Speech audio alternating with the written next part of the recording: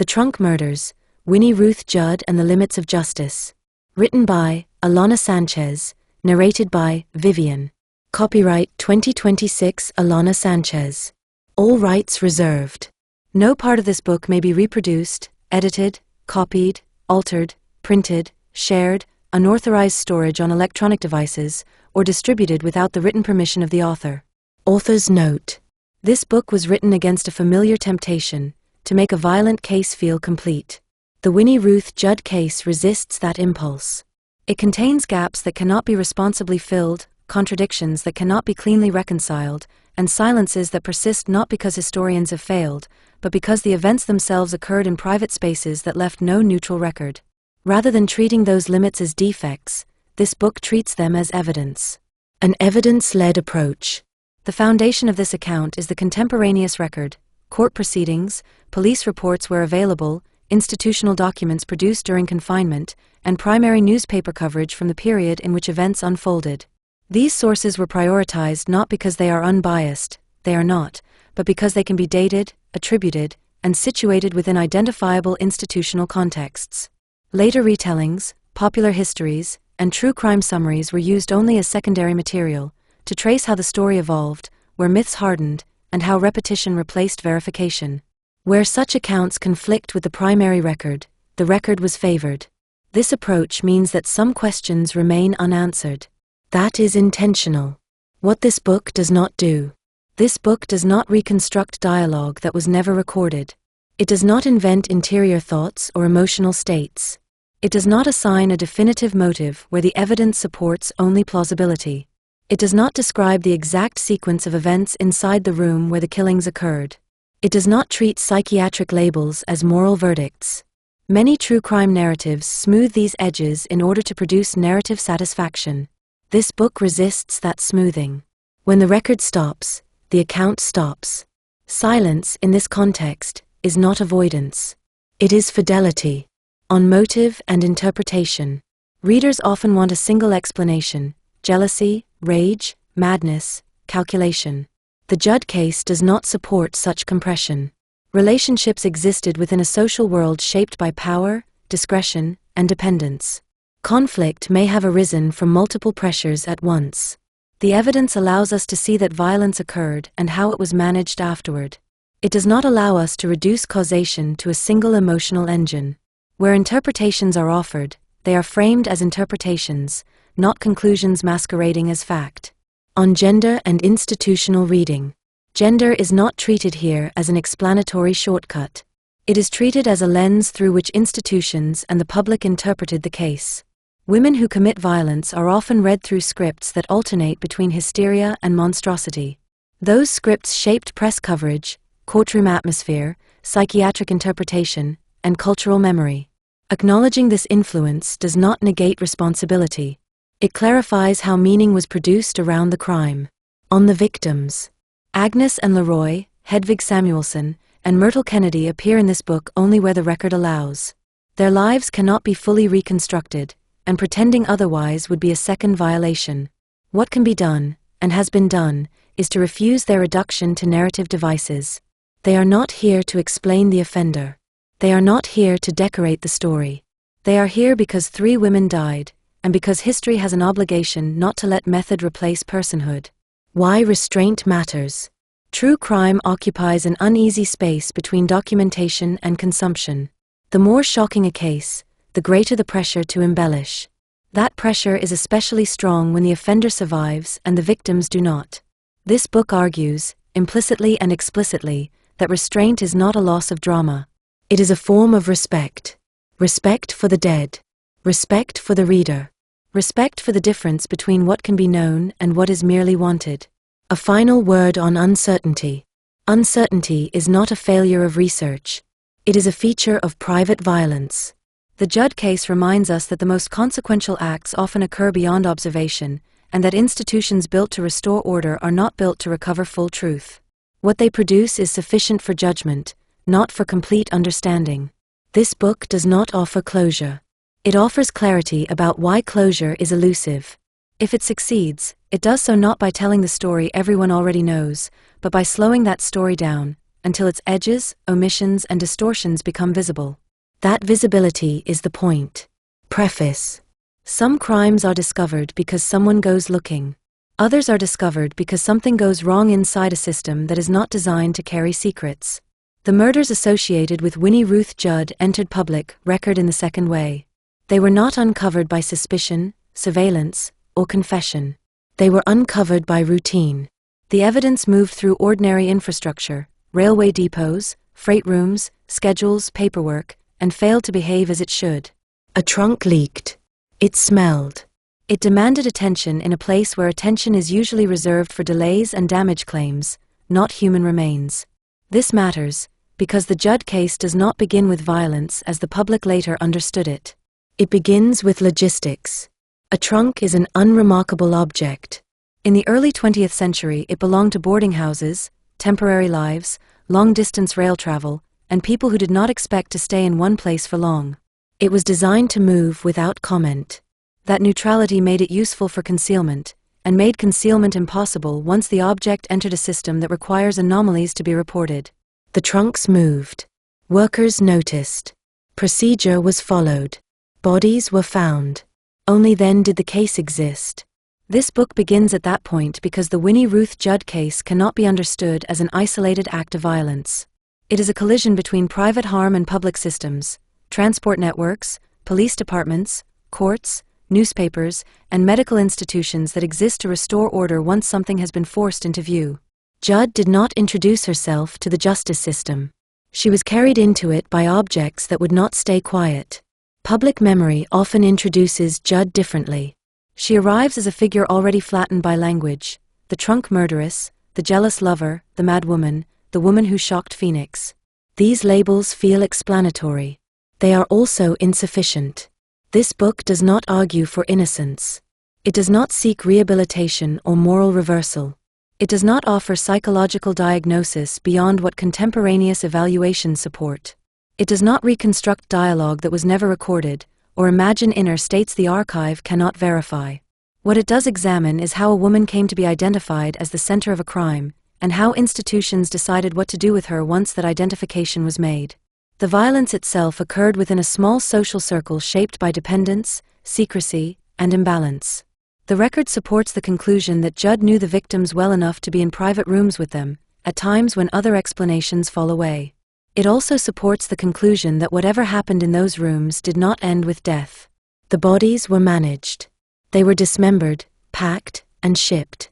These were not acts of dissociation or accident.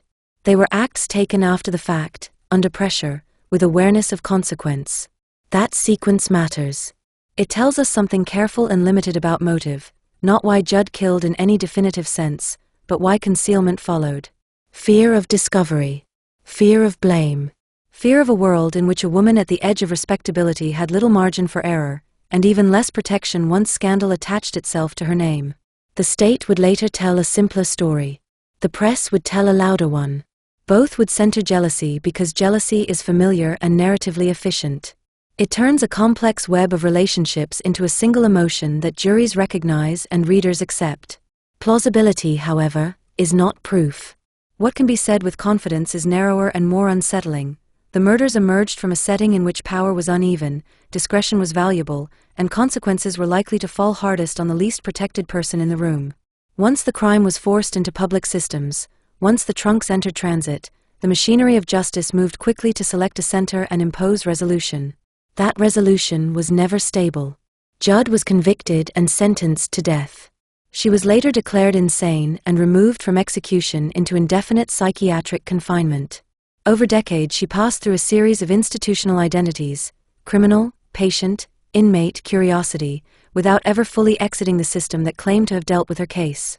This book is about that process. It is about how evidence travels more easily than people. How institutions prefer coherence to complexity.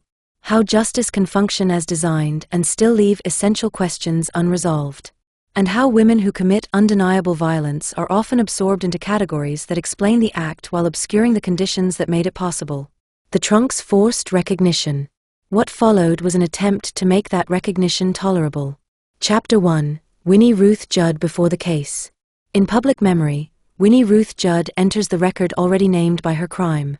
The label arrives first and does the work of explanation in advance, the trunk murderess.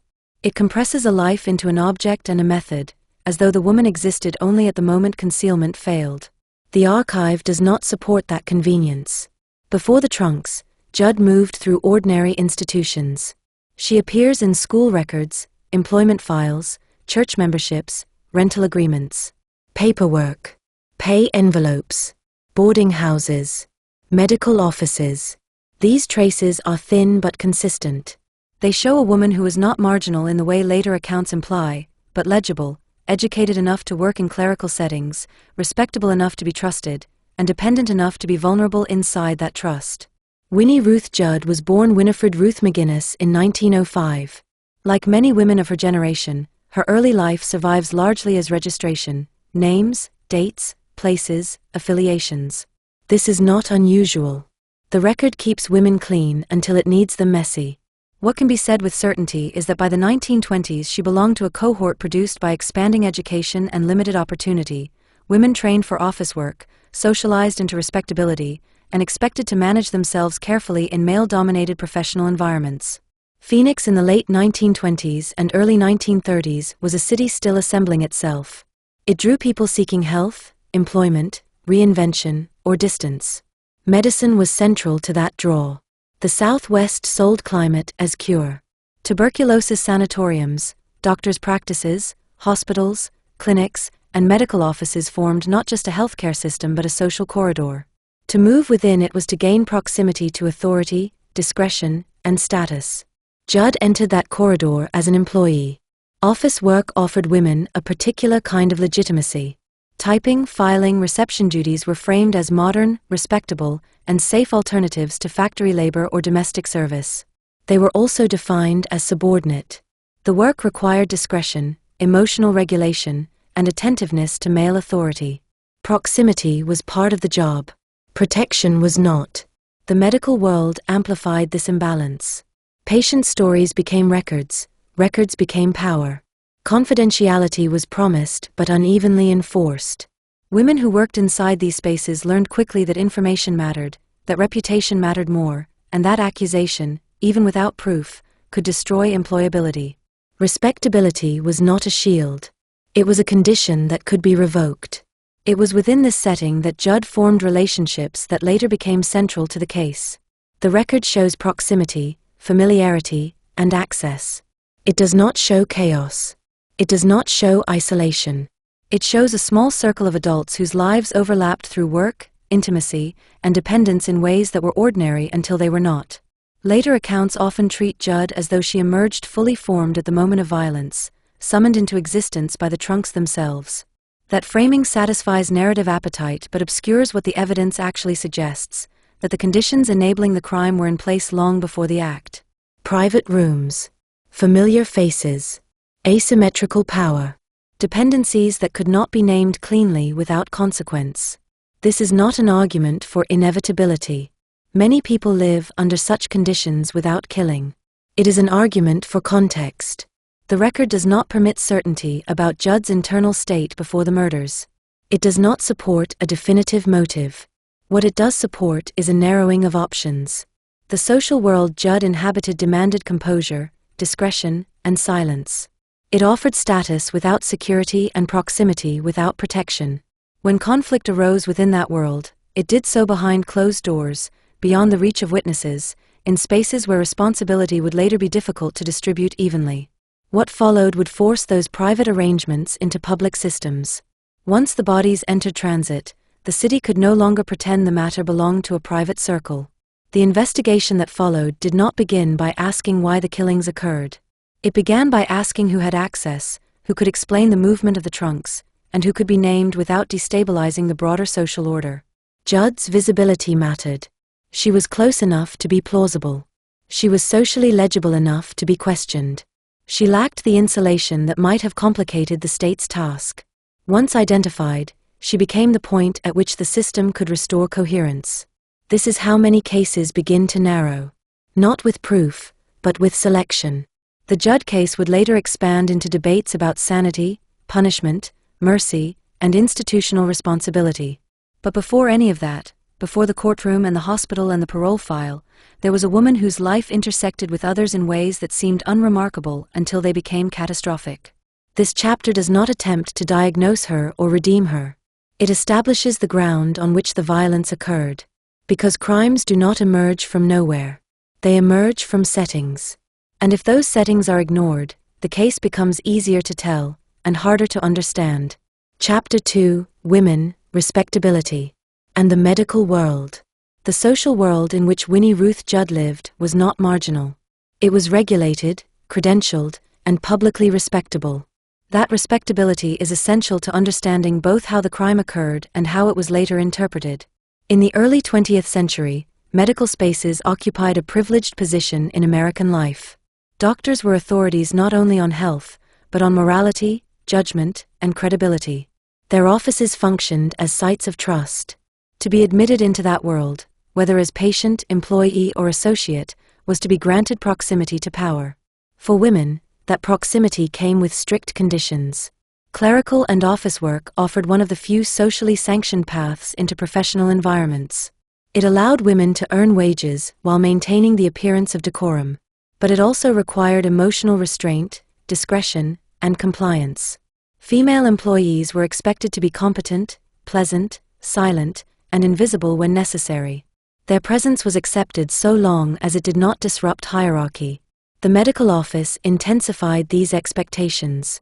Confidentiality was central to the profession, but it was not equally distributed. Male physicians controlled information, reputation, and access. Women working in these environments were often custodians of private knowledge without corresponding authority. They typed letters they did not sign, managed records they did not own, and overheard conversations they were expected to forget. This imbalance created vulnerability. A woman's livelihood depended not only on performance, but on perception. Rumor could be fatal to employment. Association could be damaging. There were few formal protections and many informal penalties. The line between professional and personal life was easily crossed and rarely policed in women's favor. Phoenix, during this period, amplified these dynamics rather than softening them. It was a city defined by migration and reinvention. Many residents were new arrivals, unmoored from extended family networks. Medical work was central to the city's identity, particularly through climate-based treatment for chronic illness. Doctors held social as well as professional status. Their households and offices functioned as hubs of influence. Women who moved within this world did so carefully. Respectability was not assumed, it was maintained through constant management. Boarding houses, rooming arrangements, and social appearances mattered. Sexual independence was punished socially even when it was tolerated privately. Women could be indispensable and disposable at the same time. The relationships that later became central to the Judd case developed within this context. The record supports familiarity, access, and intimacy. It does not support chaos or randomness. Whatever tensions existed did so inside a structure that discouraged open conflict and rewarded silence. When modern accounts describe Judd as emotionally unstable or morally deviant, they often detach her from this environment. The effect is misleading. It treats her actions as personal aberration rather than as conduct that emerged within a system that constrained speech and magnified consequence. This does not excuse violence. It clarifies terrain. Medical spaces are particularly instructive here because they blur boundaries between care and authority. Illness creates dependency.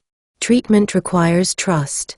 Those who control treatment also control narrative. What counts as credible complaint, what is dismissed as hysteria, what is framed as professional judgment rather than personal interest. Women operating inside this system had limited recourse when harm occurred. Formal complaint risked retaliation.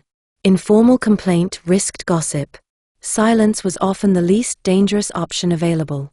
The Judd case would later be framed as a story of jealousy and emotional excess. That framing rests on a familiar cultural script, the unstable woman overwhelmed by feeling. It obscures the structural reality that women in Judd's position navigated professional risk, sexual politics, and economic dependence simultaneously, with little institutional protection. The record does not show Judd as powerless. It does show her as constrained. Power within this world was unevenly distributed and informally exercised. Access mattered. Reputation mattered more. Once that reputation was damaged, recovery was unlikely. The same networks that enabled employment could facilitate exclusion. Respectability functioned as currency, and it could be revoked without due process.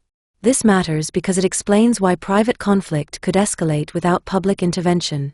There were no neutral spaces in which grievances could be safely aired. The options available were endurance, withdrawal, or rupture. Withdrawal carried cost. Endurance carried risk. Rupture carried consequences that could not be predicted or controlled. What happened next forced the system to confront what it preferred not to see. The crime disrupted not only lives, but assumptions, that medical spaces were safe, that respectability guaranteed stability, that private arrangements would remain private. Once those assumptions failed, the response was swift and corrective. The system moved to restore order, not to interrogate its own blind spots. This chapter does not argue that the medical world caused the murders. It argues that it shaped the conditions under which conflict unfolded and determined how that conflict would later be understood. The violence did not occur outside society. It occurred within one of its most trusted institutions. The next chapter moves from structure to rupture, the night or nights, when private tensions became irreversibly public, and what can be responsibly said about those events based on the evidence that survives. Chapter 3. The night the circle broke. The most disputed part of this case is also the part most people want to compress into a single satisfying shape. One night, one argument, one decisive moment that explains everything that follows. That shape is emotionally useful. It turns a sequence into an event, and it allows the audience to believe that violence arrives like lightning, rare, sudden, separate from ordinary life. The historical record does not support lightning. It supports something more familiar and for that reason more unsettling, a small circle of people whose relationships had become strained, moving through the routines of social life until one private space became the last place two women were reliably known to be alive. The murders entered the public record not as a witnessed act but as aftermath. The difference matters. It means any account of the night must be written with discipline, what is firm can be stated, what is missing must remain missing. The victims were not abstractions waiting to be discovered as evidence. They were women with names, habits, and ordinary plans, lives that existed before they were reduced to what could be shipped, identified, and argued over. The violence that ended them happened in a city, not in a myth. Proximity as the first condition. Most homicide is domestic in its mechanics, even when it occurs outside a marriage or family. It relies on rooms that are familiar enough to enter without fear. It relies on doors that open because the person behind them is known. It relies on the basic, daily trust of proximity, an assumption that you can accept an invitation and still leave a room alive. Phoenix in 1931 made that kind of proximity easy. People lived in rented rooms and shared houses. Friendships were formed quickly in a growing city where many had arrived from elsewhere. Independence was possible, but it was often precarious, and social circles could become both support and pressure. Privacy existed, but it existed inside porous structures, thin walls, frequent visitors, neighbors who saw movement without necessarily knowing its meaning. The circle that later became central to this case belonged to that environment. It was small enough to feel familiar and close, and still fragile enough to break. Agnes and Leroy and Hedvig Samuelson moved within the same social field as Winnie Ruth Judd. Myrtle Kennedy would later be drawn into the formal record in ways that complicated the public story. The precise emotional texture of these relationships is difficult to recover without forcing the archive to perform what it cannot. What can be said without invention is structural. These were people close enough to share private spaces, close enough to be invited, close enough for access to exist. Access is not motive, but it is the condition that makes violence possible.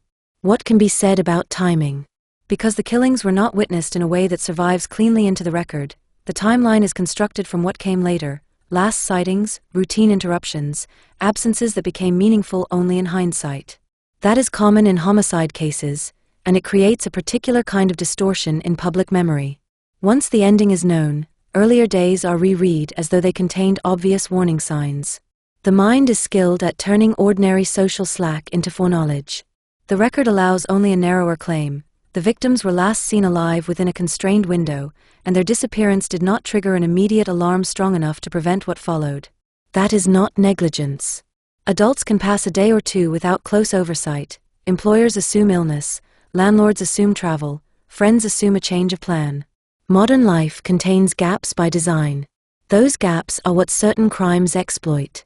In this case, the ordinary looseness of adult routines created time not only for violence, but for what came after it. The private space, and the danger of filling it. Every retelling wants to enter the room. It wants dialogue. It wants a weapon described in the hand. It wants the moment to become cinematic, something the reader can see, and therefore believe they understand. But unless a reliable confession exists, or unless credible witnesses were present and recorded, the interior of the room cannot be responsibly reconstructed. A courtroom will later tell a story of what happened there, because a courtroom must. A prosecutor must offer a narrative that makes sense to a jury. A defense must offer an alternative narrative that makes sense to the same jury. Coherence is not optional inside legal process. History is not obliged to supply coherence where the sources do not. What the structure of the case requires is simpler and harsher. The victims were killed in a context of proximity and access, and the killings were followed by a decision to conceal. That decision is the most revealing, stable fact we have about the night, not because it tells us what was said, but because it tells us what was done next. From violence to management. Homicide creates two phases. First, the act. Then, the problem. The problem is the body. In many killings, the body remains where it falls, either because panic overwhelms planning or because the killer believes discovery is inevitable. In this case, the bodies were managed. That management is what turns the Judd case into something more than a story of sudden violence. It becomes a story of labor. Dismemberment, packing, transport, these are not instantaneous gestures. They require time, privacy, tools, and a willingness to continue acting after the moment of death has passed. Whatever emotional storm preceded the killings, the concealment phase involved practical decisions, containers acquired, remains reduced to fit them, shipments arranged. That is one reason the case has always resisted the tidy category of crime of passion. Passion suggests chaos. Concealment suggests function. The human mind struggles to hold both at once, and the public tends to resolve the discomfort by choosing one explanation and forcing the rest of the facts to serve it. Institutions later offered a different solution. They applied two categories in sequence. First, at trial, they treated Judd as responsible enough to convict. Later, as execution approached, they treated her as unfit to kill. Those categories are often discussed as moral opposites. In practice, they can operate as administrative convenience. One category produces a verdict, the other produces an escape from the discomfort of carrying out the sentence. That institutional pattern belongs to later chapters. Here, what matters is that concealment demonstrates continued will. It shows that after death there was still effort, still decision-making, still a commitment to keeping the violence private long enough to attempt escape from consequence. The victims as people, not functions. True crime, especially at a distance, tends to flatten victims into roles. One becomes the rival. Another becomes the friend. Another becomes the extra death that complicates the plot. These reductions are narratively efficient and historically dishonest. Leroy and Samuelson were not meaningful only in relation to Judd. They were adults with lives that mattered independent of the offender and independent of the courtroom story built around them. The archive preserves less of their interiority not because they had less, but because criminal systems record the accused in far greater detail than they record the dead. That imbalance is a feature of the system, not a measure of human worth. A responsible account has to work against that gravity. The famous object, the trunk, exists only because a human body had to be moved. The moral center of the case is not the object, it is the fact that two women who entered a familiar private space did not leave it alive. Motive, and the difference between plausibility and proof. The public wants motive because motive offers comfort. If the motive is simple enough, jealousy, rivalry, obsession, then the violence becomes containable in the mind. It can be treated as an exception produced by a recognizable flaw, rather than as something that can grow out of ordinary pressures, ordinary relationships, and ordinary imbalance. In many retellings, jealousy becomes the engine because a prominent man existed near the center of the social field. That makes the story easy to tell. It is plausible that romantic tension and dependency could sharpen conflict. Plausibility, however, is not the same as proof. The record can support only a more cautious claim. The relationships within the circle contained strains and asymmetries, and the violence occurred within that interpersonal context rather than in random isolation. What the concealment phase does tell us is that whoever committed the killings feared consequence enough to attempt distance, delay, and confusion. That fear can coexist with many motives. It does not identify one. Where the record does not allow certainty, certainty should not be manufactured. The hinge: how the world learned what happened. This case is unusual in one crucial way. The public did not learn about the murders through a scream or a neighbor's report. It learned through movement. The crime entered history because the bodies were placed inside an ordinary system: shipping, freight, routine handling, and that system could not absorb them without noticing something was wrong. That is the hinge between the private night and the public case. A murderer can control a room. She cannot fully control a railway. Modern infrastructure is indifferent to motive, indifferent to personal drama. It detects anomaly, a trunk that leaks, an odor that spreads, cargo that behaves incorrectly. Once an anomaly is detected, procedure activates. Procedure produces records. Records produce a case. This is why the night cannot be written as a closed scene with a neat ending. The ending did not happen in the apartment. It happened later in public, when concealment collided with a system that refuses to continue operating until the abnormal is addressed. The circle broke in private. The city discovered it through transit. And once the city knew, the machinery of resolution was already turning toward its preferred outcome: a single center of guilt, a story that could be prosecuted, and a category that could contain the fear. Not a person. A category. Chapter 4: Violence and Concealment. The trunks are the part of this case that survives in public memory, but they are not where it begins. They are where a private act becomes legible to institutions. Before a trunk can be shipped, someone has to make a second decision after the first violence is already done, to treat a body as a problem that must be managed. That decision belongs to a different register than rage or fear. It is administrative. It asks not why but how to move weight, how to erase a room, how to delay discovery, how to create distance, how to keep ordinary life looking ordinary long enough to get away. In homicide cases, the killing ends a life. Concealment attempts to control the story of that ending. It is the shift from injury to logistics, where the offender starts thinking less like a person in crisis and more like a clerk: timelines, containers, routes, gaps. In the Judd case, concealment was not a gesture. It was labor. It required time, privacy, tools, and an ability to proceed despite what the work involved. That is why concealment matters. It is difficult to romanticize. Jealousy can be dramatized. Concealment cannot be made elegant. It is repetitive, physical, and deliberate. What dismemberment signifies, and what it doesn't. Dismemberment is the detail that invites moral panic. Public imagination reaches for one of two easy explanations: monstrosity or madness. Courts, by contrast, tend to treat it as something more practical: first, evidence of concealment, and a multiplier of revulsion that makes juries more willing to punish severely. The same act carries different meanings depending on who is looking. For investigators, dismemberment commonly suggests one or more of the following: an attempt to make the body easier to move, an attempt to delay identification, an attempt to dispose of remains in separate places, an attempt to fit human remains into a container designed for objects. Those interpretations do not soften the violence. They make it legible. A historical account has to resist turning the act into theater. In many cases, dismemberment is not performed to express something symbolic. It is performed to solve a problem created by death.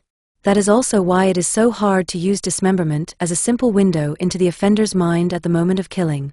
It happens after. It belongs to the aftermath.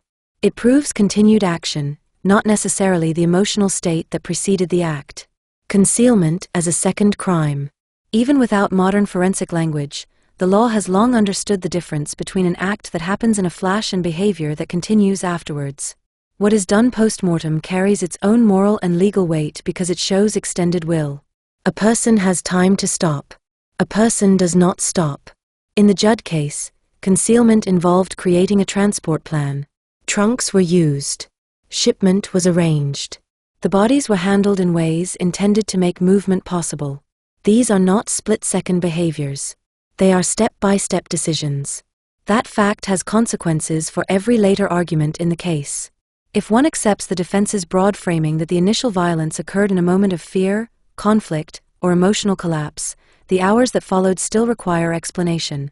Concealment does not erase responsibility, it forces confrontation with agency. Whatever happened in the room, afterwards there was purpose. This is part of what makes the case so structurally compelling to institutions. It resists a single moral label. Crime of passion suggests chaos. Dismemberment and packing suggests method. The human mind struggles to hold both at once.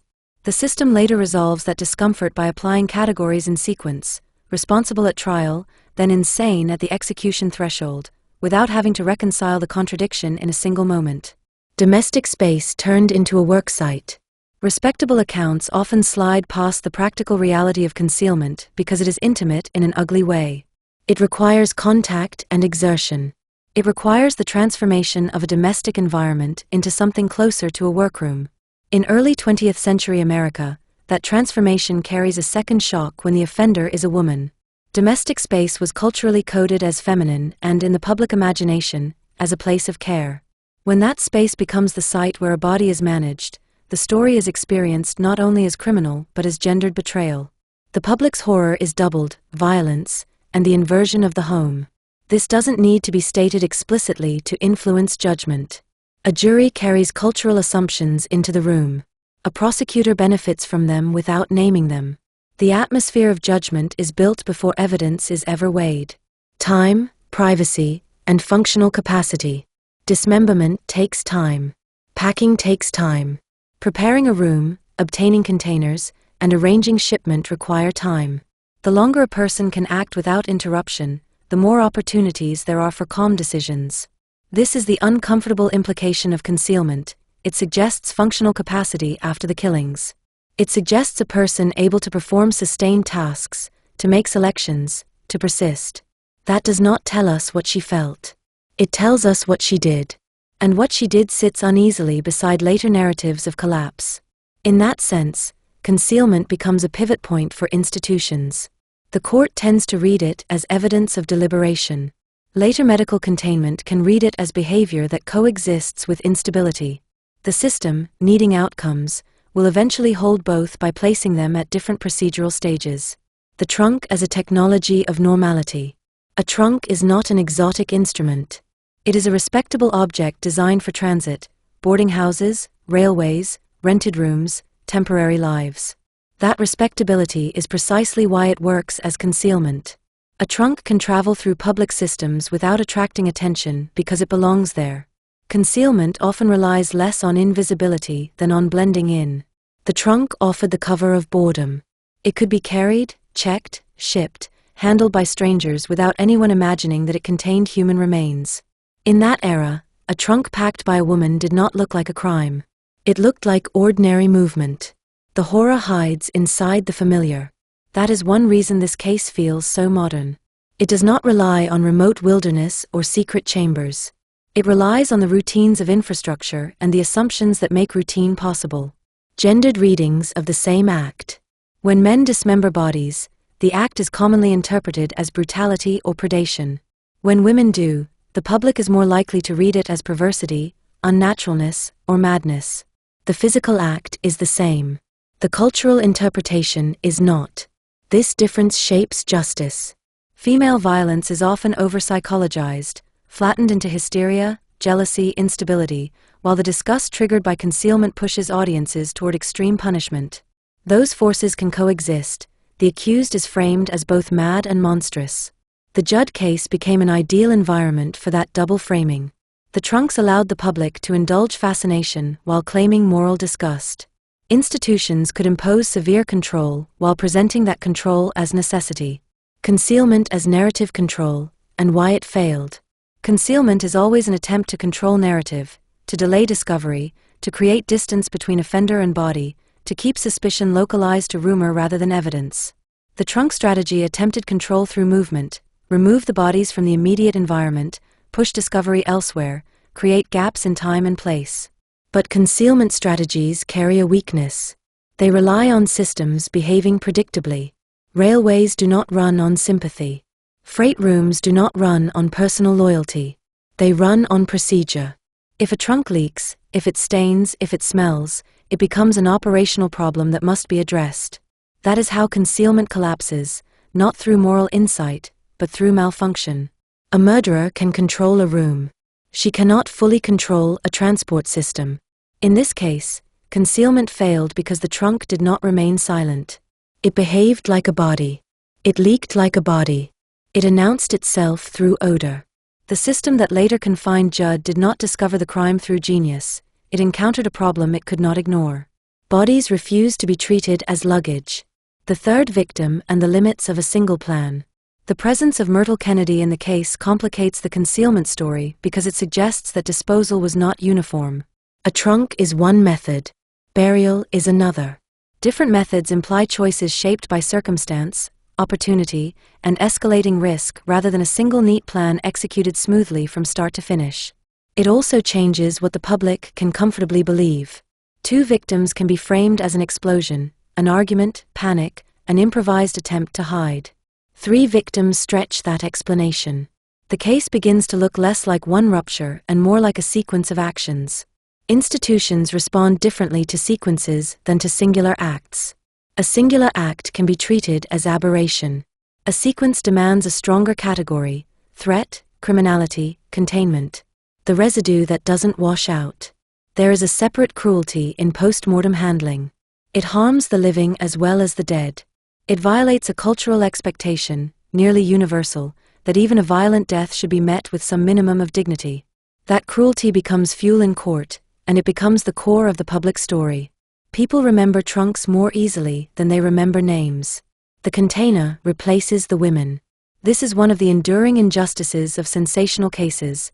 Method overwhelms personhood. A responsible account keeps pulling the focus back. The trunk is not the victim.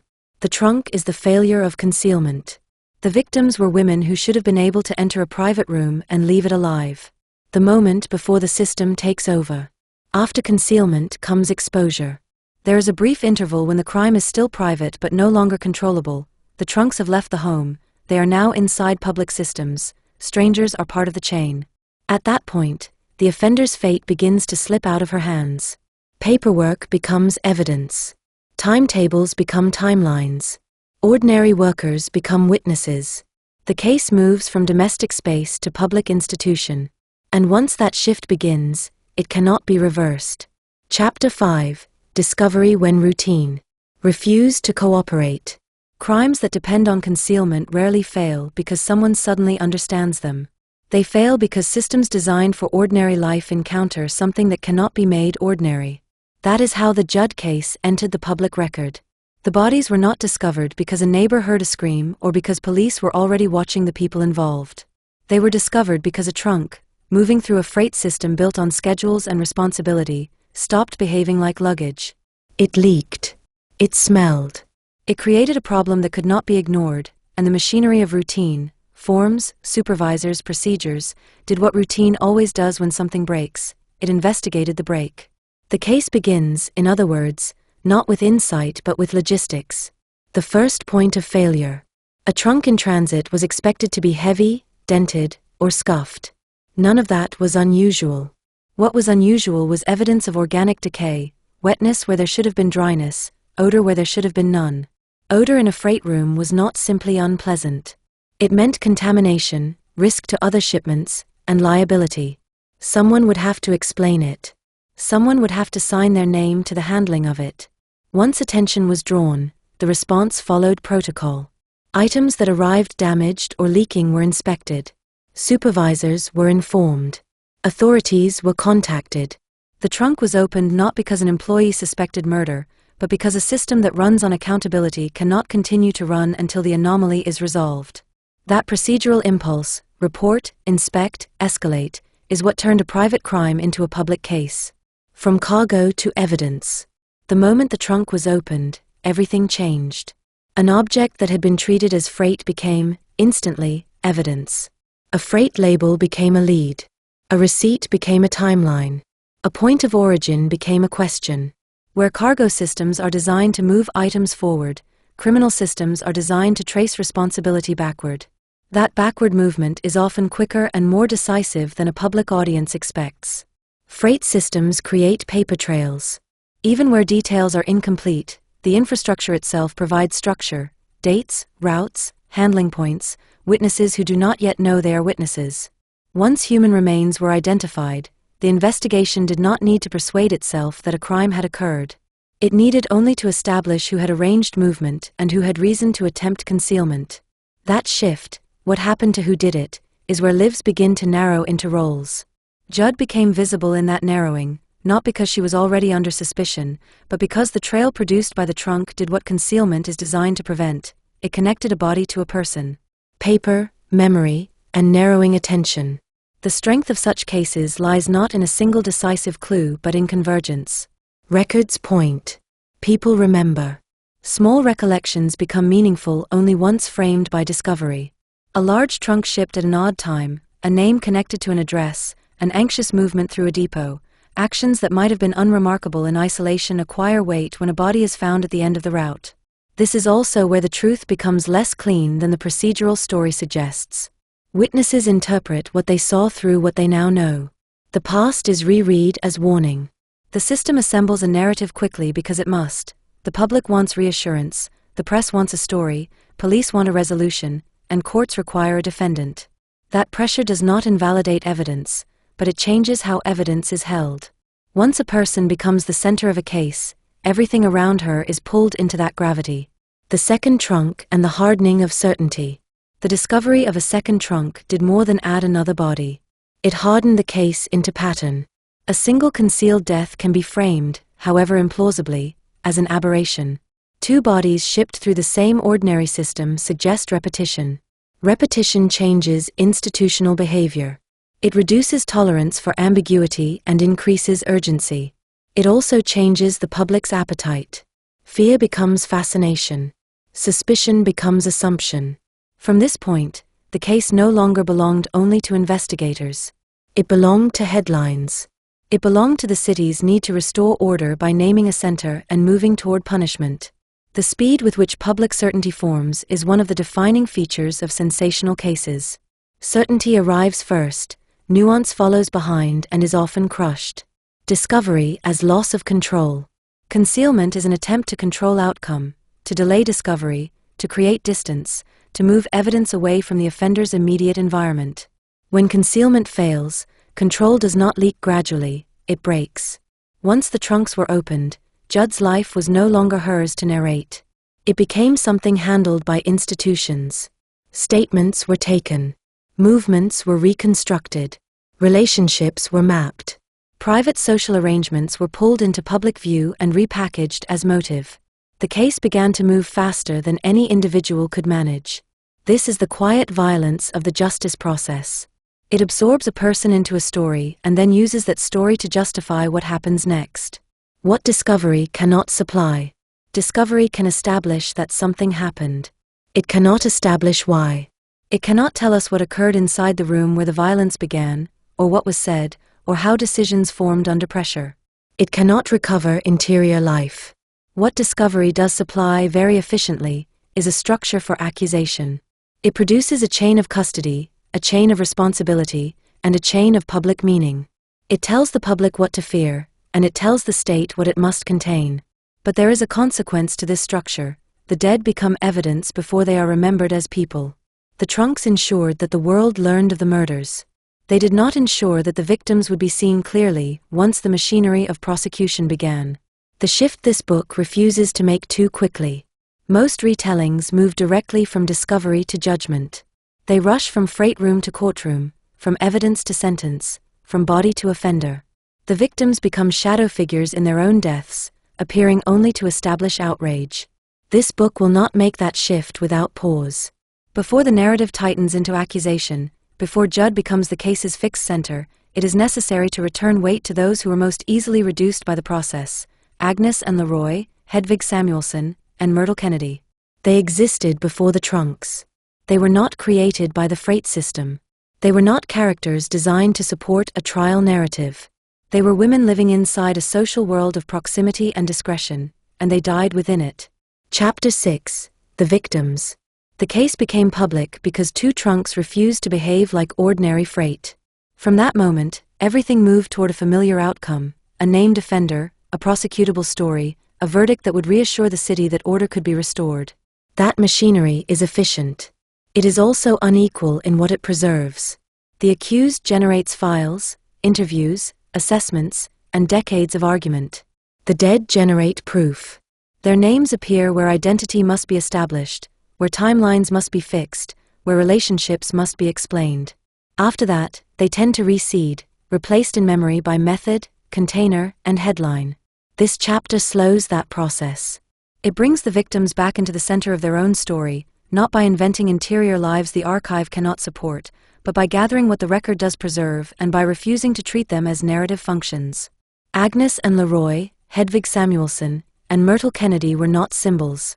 They were women living in a city where adult routines were loose enough to allow freedom and, in rare cases, to permit disappearance long enough for concealment to be attempted. Agnes and Leroy. Agnes and Leroy is often introduced in later retellings as a role rather than a person: the rival, the other woman, the reason. That framing is convenient and unreliable. It treats her as motive in advance, and it pulls her life into the offender's shadow before the evidence has even been weighed. What can be said with confidence is narrower. Leroy moved within Phoenix society as an adult woman with social connections and a degree of independence.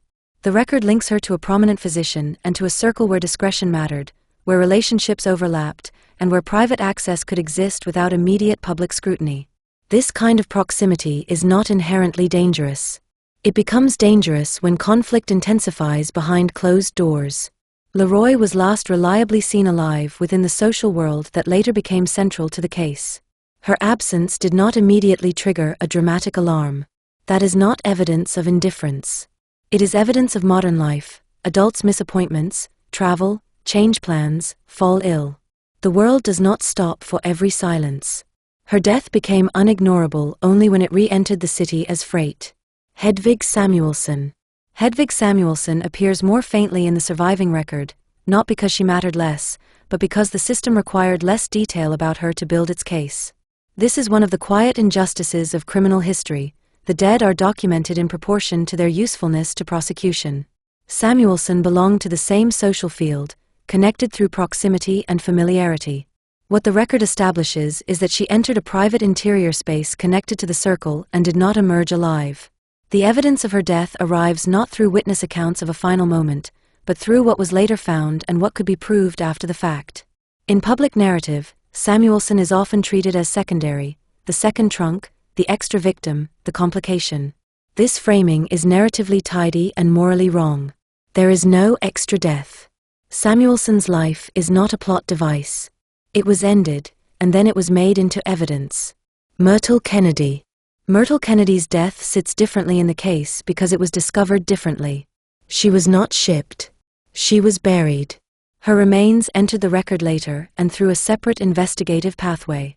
This difference has encouraged speculation for decades: that her death was separate, that concealment plans changed, that escalation occurred.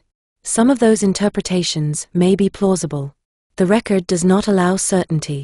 What can be said is this: Kennedy's presence prevents the case from being neatly contained as a single isolated rupture. She was a woman whose life intersected with the same circle and ended violently. Her later discovery altered the case's shape by reinforcing pattern, and by stretching the public's tolerance for a simple explanation. Her death did not generate the case. It was absorbed into it, and then used to harden the narrative already forming around the accused. What the victims share. These women did not share a single biography or identity. What they shared was proximity, to one another, to private spaces, and to social arrangements that relied on discretion. They were not killed in public. They were not killed by strangers. Their deaths occurred in contexts shaped by familiarity and access. That is how most homicide works. The danger arrives not as an intruder, but as someone you already know well enough to open the door to. This is not an accusation of carelessness. It is an acknowledgement of how adult life is structured. People enter rooms every day on the assumption that being known is a form of safety. Most of the time, it is. How they ended up in the trunks. Readers are right to ask the blunt question: how did two women become freight? The truthful answer is that the record establishes the endpoints more clearly than it establishes the transition. We know where the bodies were found. We know they were dismembered post-mortem. We know portions of their remains were placed into trunks and shipped through ordinary rail systems. We know the trunks were linked to the accused through the paper trail of transport and handling. Those points are not in dispute. What we do not possess is a complete, uncontested reconstruction of the exact sequence between death and packing, no neutral witness account that follows the process step by step from room to trunk. The interior of that interval remains partly inaccessible, as it does in many crimes committed in private. That absence is not a gap to be filled with imagination. It is a condition of the evidence. What the available facts do allow us to infer carefully is the following. The dismemberment and packing required time, privacy, and sustained physical labor. The decision to use trunks reflects post-event problem-solving. A body could not remain where it was, and a trunk could travel without attracting attention. The method relied on the respectability of the container and the indifference of infrastructure, until the trunks betrayed their contents by smell and leakage. The trunks therefore do not explain the murders. They explain an attempt to separate the offender from the dead by moving the dead into a system that normally carries objects. Myrtle Kennedy's burial further complicates any single theory of concealment. If there had been one fixed plan from the outset, we would expect uniformity. Instead, we see divergence. Divergence suggests adaptation under pressure, changing opportunity, changing risk, changing capacity. It does not neatly prove premeditation or spontaneity. It proves that, after death, decisions continued. The most responsible statement we can make about the transition is also the starkest. They ended up in trunks because bodies are difficult to hide, and because a trunk can move through public space without being read as danger, until it fails. How the system treats the dead. Once bodies are discovered, the legal system must translate them into categories: identity established, death unlawful, responsibility assigned. This translation is necessary for prosecution. It is also reductive. In sensational cases, the reduction becomes cultural.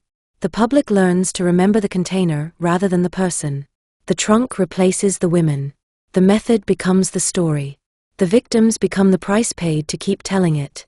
This book refuses that substitution. Leroy, Samuelson, and Kennedy were not created by the case. They existed before it, within a social world that did not expect to end in violence. The brutality done to them did not begin at the depot. It began in private. The depot simply made it visible, returning weight to the center. As the narrative moves forward into accusation, trial, and institutional handling of Judd, it becomes easier to focus on the offender because institutions do. They track her, assess her, punish her, reclassify her. They create an administrative life that continues long after the victims have been buried. This chapter stands as a counterweight. It insists that before the system found a defendant, 3 women lost their lives, and 2 of them were reduced, literally, into cargo. The most important correction a writer can make in such a case is not to soften the horror or inflate the drama, but to refuse the quiet erasure the system performs automatically. The next chapter returns to the machinery that followed discovery, how investigation hardened into accusation, how narrative began to outrun uncertainty, and how the city learned to want a single definitive center to carry the blame. Chapter 7, Narrowing from Discovery to Accusation. Once the trunks were opened, the case stopped belonging to the people who had lived it. It began to belong to systems, railways, police, coroners, courts, newspapers, each with its own priorities and its own way of turning uncertainty into something usable. The public often imagines investigation as a hunt driven by intuition. A detective sees what others miss, a suspect cracks, the truth arrives in a single clean arc. What the record typically shows is less cinematic and more procedural.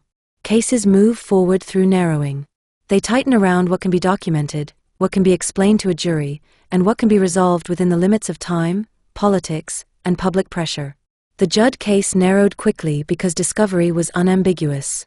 Bodies shipped as freight do not permit the usual ambiguity of disappearance or misadventure. From the moment the trunks were opened, the city needed a person to attach them to. Not because guilt was already proven, but because systems require a center. The first questions are never why. Investigation begins with practical questions. Where did the trunks originate? Who arranged shipment? Who paid? Who handled them? Who can be placed near the victims at the relevant times? Whose story does not match the paper trail? This is the work of turning objects into a chain of responsibility. In cases involving transport, the chain is often easier to assemble than in cases involving bodies left where they fell. Freight creates records, records create timelines, timelines create suspects.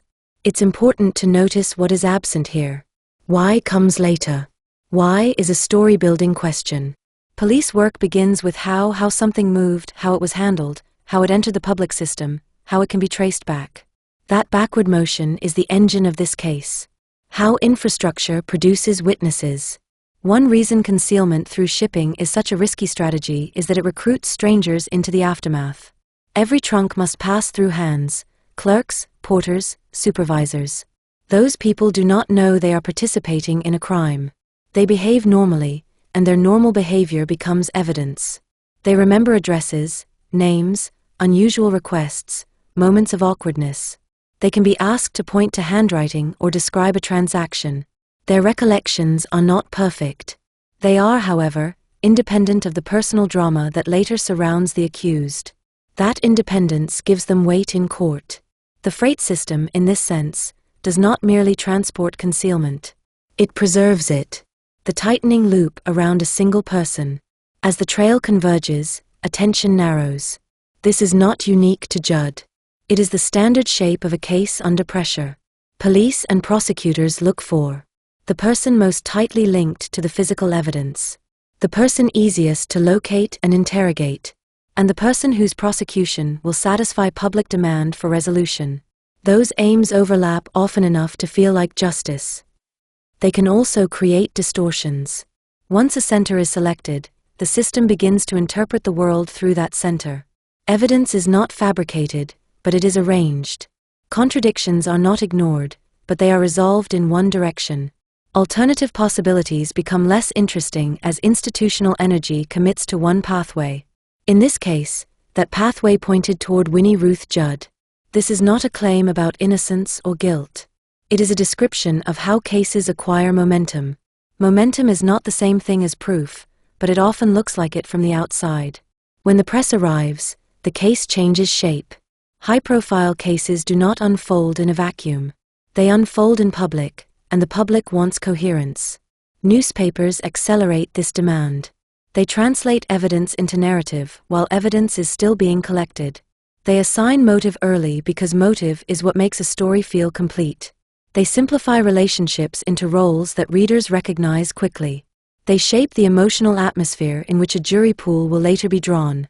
The Judd case offered the press everything it values: horror that could be described without restraint, a striking method of concealment, and a female defendant whose actions could be framed as both scandalous and sensational. Once those elements were present, the story became bigger than the paperwork that produced it. This is the point at which a person becomes a figure. The label, trunk murderess, is not simply descriptive. It is a verdict delivered in advance. It announces what the public is meant to believe and how it is meant to feel. It reduces complexity into a moral object the city can point at. After that, nuance becomes hard to reintroduce. The problem of motive, a narrative hunger. Motive enters the case because institutions need it. Prosecutors need a reason that makes sense to jurors. Journalists need a reason that fits headline space. The public needs a reason that makes the violence feel containable, something that separates people like us from people like her. Jealousy is the most efficient motive in this kind of story. It is familiar, culturally legible, and gendered in a way that requires little explanation. It allows readers to believe that the crime was the product of emotion rather than of sustained decision-making. It also fits older scripts about women, unstable, possessive, ruined by feeling. The problem is that motive is rarely so neat, and the record does not always support the neatest explanation. The relationships in this case existed within a world of discretion and imbalance, where money, reputation, access, and dependence could be as potent as affection. An evidence-led account must hold this line: the case may involve jealousy, but jealousy is not automatically proof. It is an explanation that requires corroboration, not a substitute for it. Statements, pressure, and the production of a story. Once a suspect is identified, the system turns to interrogation. Interrogation is not simply the extraction of truth. It is also the production of a usable account, an account that aligns with physical evidence, can be presented in court, and can survive cross-examination. Statements given under these conditions are rarely pure. People minimize their own role. They shift blame. They rationalize. They contradict themselves. They tell the truth in pieces, and they tell what they think authorities expect to hear. Some speak to end the questioning. Some speak to control damage. Some speak to preserve relationships. Some speak because the evidence has already made denial impossible. The archive preserves these statements imperfectly. What survives is filtered through police notes, courtroom summaries, and journalistic paraphrase. Each layer has its own incentives. This does not mean the record is worthless. It means it must be read with care. The victims' lives become prosecution material. As accusation hardens, the victims begin to be used rather than remembered. Their relationships are examined for utility. Their reputations are weighed for credibility. Their private choices are brought into public debate. This is a secondary violence performed by the justice process. The dead are not allowed to remain private. Their lives are opened and rearranged to help the state establish motive, opportunity, and moral clarity. For women, this exposure is often harsher. Female respectability becomes evidence. Sexual history becomes insinuation. Independence becomes suspicion. The case becomes not only about how they died, but about whether they invited drama by living outside the narrowest expectations. The Judd case unfolded in a culture hungry for exactly this kind of moral sorting. It wanted the victims to be either innocent angels or flawed women who could be used to explain their own deaths. Reality rarely provides such clean categories. The function of a defendant. By the time the case reaches its prosecutorial phase, the defendant is asked to carry more than personal responsibility. She is asked to carry public anxiety. A woman who kills disrupts social expectations. A woman who kills and then dismembers and ships bodies disrupts them more. The system responds by constructing a figure that can contain the disruption. A woman so deviant that she can be separated from ordinary women, a woman so monstrous that the social order is not threatened by the possibility that ordinary structures produced extraordinary violence. This is not simply press sensationalism. It is also institutional comfort. The more the defendant can be framed as exceptional, the less the city has to examine the environment in which the crime occurred. From this point forward, the case is no longer only about what happened. It is about what the city needs to believe happened. Where this chapter leaves us. Discovery forced the crime into public systems. Chapter 6 returned the dead to the center. This chapter shows what happens next, how institutions begin to compress complexity into a prosecutable shape. The compression is not neutral. It selects what matters, discards what does not, and builds a story capable of surviving a courtroom. The next chapter follows that story into its most consequential arena, the trial itself, how evidence was presented, how narrative was argued, and how the state persuaded 12 people to deliver a verdict that would define Winnie Ruth Judd for the rest of her life. Chapter 8, Trial Evidence, Narrative, and a Verdict Built in Public. A criminal trial is not a neutral container for truth. It is a structured argument held under rules, time limits, and public pressure. It asks 12 people to decide what happened in a private space using fragments that have been made legible by institutions. Bodies turned into exhibits, conversations turned into statements, movements turned into timelines. By the time Winnie Ruth Judd reached trial, the city already had a story. The press had supplied it. The freight depots had supplied the horror. Police had supplied a suspect. What remained for the courtroom was not discovery, but conversion, turning a mass of facts into a narrative sturdy enough to carry a conviction. This chapter follows how that conversion worked. What the prosecution needed to prove. In a case built on concealment, the prosecution's task is both simpler and harder than the public assumes. It is simpler because the existence of a crime is beyond dispute. Bodies were found, handled, and shipped. It is harder because the decisive acts, what happened at the point of death, occurred in private, without neutral witnesses. The prosecution therefore relies on a familiar scaffolding. Opportunity and access. The accused had the ability to be alone with the victims in the relevant window. Linkage to concealment. The accused is tied to the trunks, their shipment, and the aftermath. Consistency of inference. The jury is invited to see concealment not as a separate panic, but as continuous with guilt. The central rhetorical move is this: a person who did not kill would not do this afterwards. It is a powerful inference because it feels like common sense. It is also the place where trial logic can become morally satisfying without being fully evidentiary. The defense has to break that bridge, separate what happened after death from what happened at death, without sounding implausible or evasive. The body as witness, and its limits. In a homicide trial, the body is treated as the most honest witness available. It cannot lie. It can only be read. But bodies do not speak in complete sentences.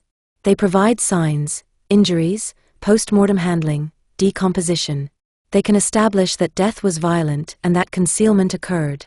They can rarely establish motive. They can sometimes establish sequencing. They cannot tell us what words were spoken in the room, what agreements existed beforehand, or what a person believed they were protecting when they tried to hide what they had done. This is why trials fill silence with narrative. They must. In the Judd case, the condition of the remains mattered not only for proving death, but for establishing deliberation after death. The jury did not need to be convinced that the killings were tragic. It needed to be convinced that the accused actions aligned most closely with guilt and not with any alternative explanation. The prosecution's strongest material was not merely that bodies were dead. It was that bodies were handled. The trunk as moral evidence.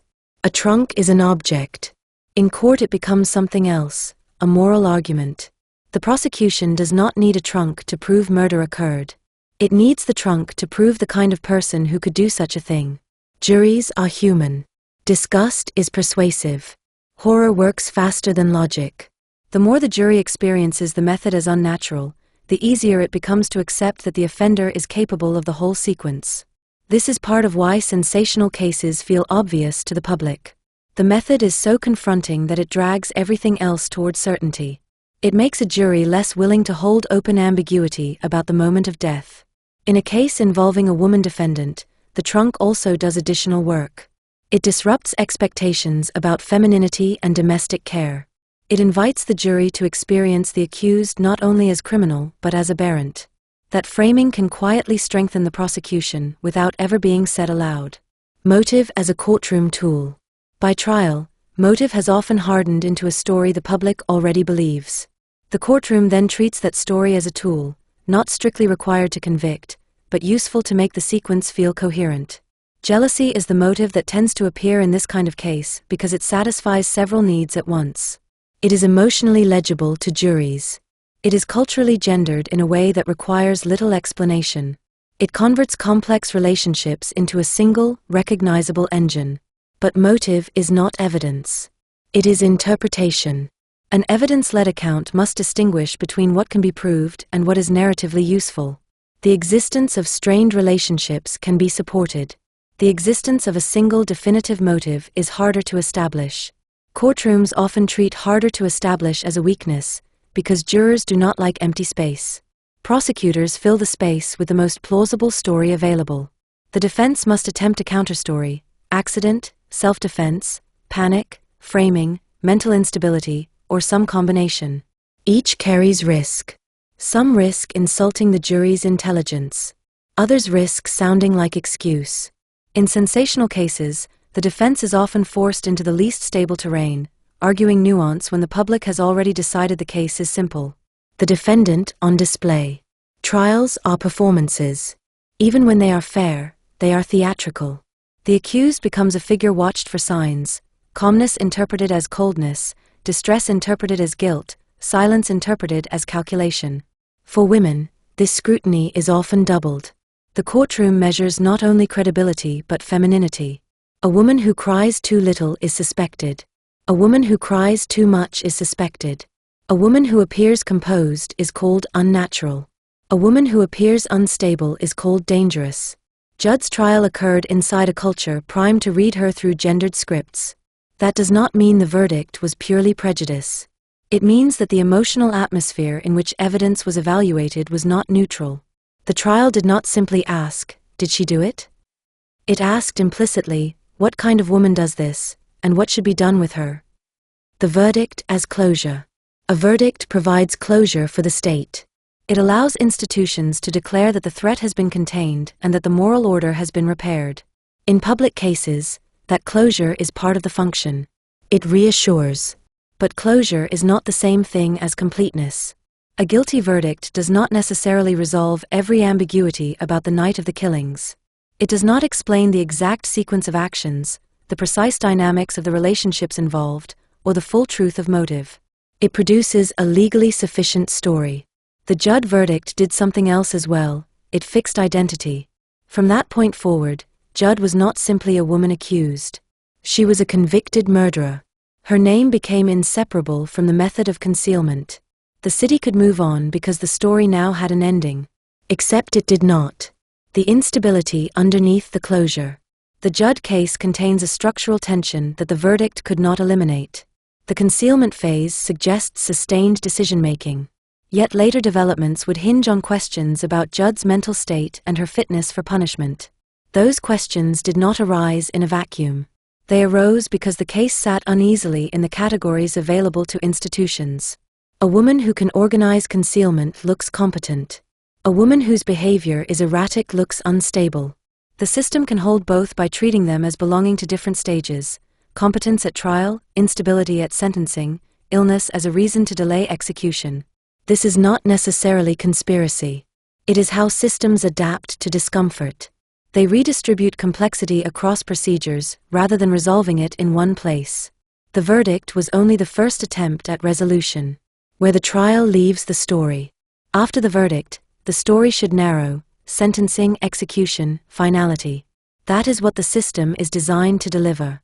In this case, the path did not remain straight. Questions of sanity, institutional responsibility, and public anxiety intervened. The state moved from punishment to containment, from the gallows to the hospital, and in doing so created the second life of the Judd case, a life defined not only by crime, but by the shifting categories through which the state manages women who frighten it. Chapter 9: Sanity when the state changes. Its mind without admitting it has. A guilty verdict is supposed to be the end of a criminal story. It produces a sentence, and the sentence produces finality. The public is reassured, the court record closes, and the state confirms, through punishment, that it remains capable of restoring order. In the Judd case, the verdict did not end the story. It opened a second one. Once the sentence was imposed, the focus shifted from what Judd had done to what could be done to Judd. That shift brought the case into a different institutional territory, the boundary between criminal responsibility and mental incapacity. In that boundary, the state can change course without ever saying it has changed its mind. What follows is not a detour from the main narrative. It is the next stage of it. After the trial, the question was no longer guilty or not guilty. It was whether the state would carry out the punishment it had demanded, and what it would do if it could not. Sanity as a legal category, not a medical truth. Sanity in criminal law is not the same thing as mental health in clinical terms. It is a threshold concept, a legal test designed to determine whether a person is fit to stand trial, fit to be sentenced, and fit to be executed. The law does not ask whether a person is unwell. It asks whether the person can be processed. This distinction is crucial because it explains why sanity debates often feel unstable. They are not only about diagnosis. They are about governance. The state uses sanity determinations to decide whether to punish, to delay, or to contain. In sensational cases, this becomes politically fraught. The public demands punishment. Institutions also fear the consequences of punishment, particularly when the accused is a woman whose case has already become a symbol. Executing her may satisfy rage, but it can also produce anxiety, about spectacle, about reputation, about whether the punishment itself will be judged as excessive or barbaric. Sanity proceedings allow the state to navigate that conflict while appearing consistent. The pressure of a public case. High-profile cases distort the conditions under which sanity is assessed. Experts are not operating in a quiet clinical environment. They are operating under attention, speculation, and institutional expectation.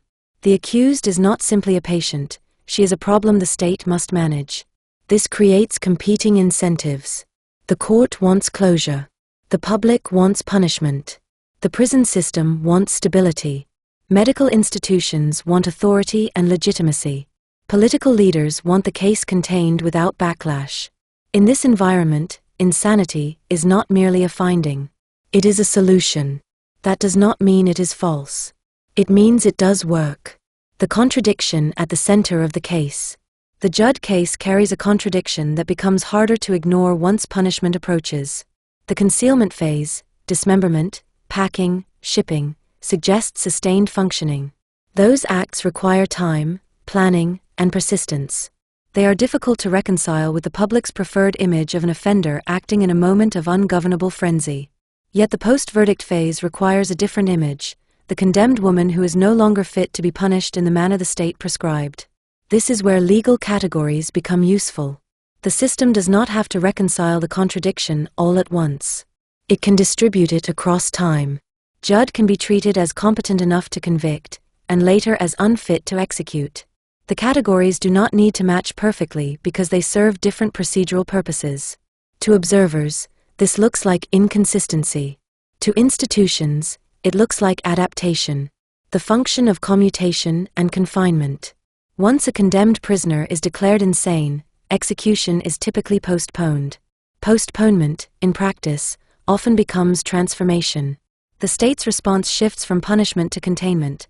The prisoner is removed from the execution pathway and placed into an institution designed to hold rather than to end. This shift changes the meaning of the case. A death sentence is a public statement. It declares that the offender's removal is necessary for social repair. Confinement is quieter. It converts moral outrage into administrative management. In Judd's case, the movement into psychiatric confinement created a new institutional identity. She became not only a murderer but a patient, not only a patient but an inmate. Over time, the file grows: assessments, behavioral reports, transfer orders, petitions, public commentary. The accused receives an extended bureaucratic life. The victims do not. This is one of the reasons cases like Judd's remain culturally alive long after the deaths. The system keeps producing records about the accused. It keeps feeding narrative. Containment generates an afterlife. Sanity as a way to avoid spectacle. Execution, particularly of women, carries symbolic weight. It forces a society to confront what it believes about female violence and what it is willing to do in response. If the state executes a woman, the punishment itself becomes part of public memory. It risks producing sympathy, controversy, and international attention. Insanity determinations offer a method of avoiding that spectacle while maintaining control. They allow the state to say, in effect, we are still acting. We are still protecting the public. We are still enforcing law. But we are doing it through restraint rather than blood. Again, this is not necessarily deception. It is governance. The key is that the outcome looks humane while still ensuring permanent removal. The problem of interpretation. Once Judd entered psychiatric confinement, the public story fractured. Some interpreted her as a mad woman whose trial had been morally compromised. Others interpreted her as a manipulator who used insanity as escape. Both interpretations reduce complexity into stereotype. The record usually supports neither extreme cleanly. Mental illness can coexist with organized action. People can be unwell without being incoherent. People can be competent in certain tasks and profoundly unstable in others. A person can be impaired and still responsible. These truths are uncomfortable for systems that prefer clear categories. So the system uses the categories anyway. The question, was she insane, becomes less useful than a different question: what did the state need the category of insanity to do? It needed it to postpone execution without overturning conviction. It needed it to keep her confined without relitigating guilt. It needed it to manage public tension between punishment and discomfort. The long institutional life that follows. Once a prisoner becomes an inmate, the story extends. The case does not end, it changes genre.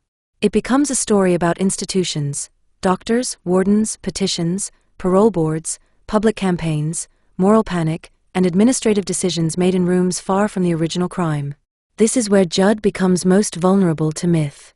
Her case is famous enough to attract claims, rumors, and dramatic flourishes. Some will not be supported by the record. The longer the confinement, the more opportunities for narrative distortion. For the historian, the task is to keep the focus on what can be shown. What decisions were made? Which institutions made them? And how a condemned woman remained under state control for decades without being executed. This is not merely background. It is the central fact of Judd's afterlife. Where this chapter leaves us, The trial attempted to produce closure through a verdict. The sanity phase disrupted that closure without removing the conviction. The state still claimed authority over Judd, it simply changed the form of that authority. Chapter 10. Confinement. Containment without an ending.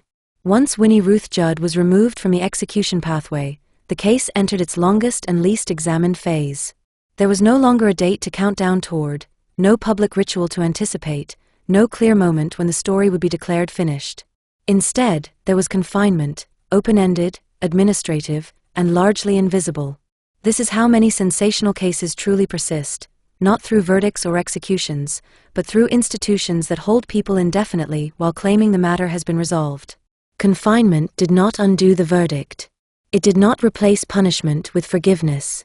It transformed punishment into management. From condemned to contained.